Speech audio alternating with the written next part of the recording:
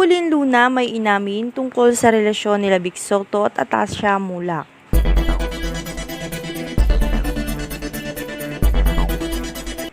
Sa hindi inaasahang panayam, tuluyan ang nagsalita si Pauline Luna tungkol sa matagal nang umiikot na isyu kaugnay ng relasyon nina Vic Soto at Atasha Mulak. Matapang at may halong emosyon ang naging pahayag ni Pauline, kung saan inamin niyang matagal na siyang may nararamdaman na pagdududa. Ngunit pinili niyang manahimik sa kabila ng mga kumakalat na balita.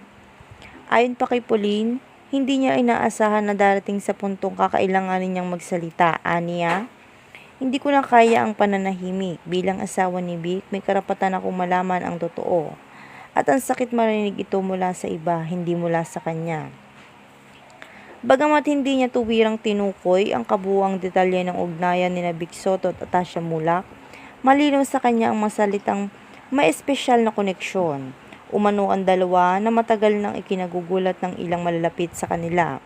Dagdag pa niya, tila may mga pagkakataong si Atasha ay naging masyadong malapit sa kanilang pamilya, na naging sanhi ng hindi maiiwasang tensyon.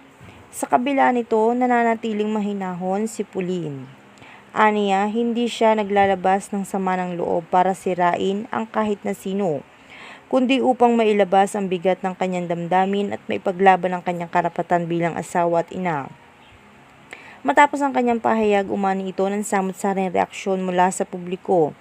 May ilan na nagpahayag ng suporta kay Pauline habang ang iba na may patuloy na nang hihintay ng panig ni Vic Soto at Atasha Mulak upang linawin ang tunay na estado ng kanilang relasyon. Sa ngayon ay wala pang opisyal na tugon mula kina Vic o Atasha, ngunit inaasahang magsasalita rin sila sa mga darating na araw upang tapusin ang mga haka-haka at bigyan linaw ang mga isyung bumabalot sa kanila.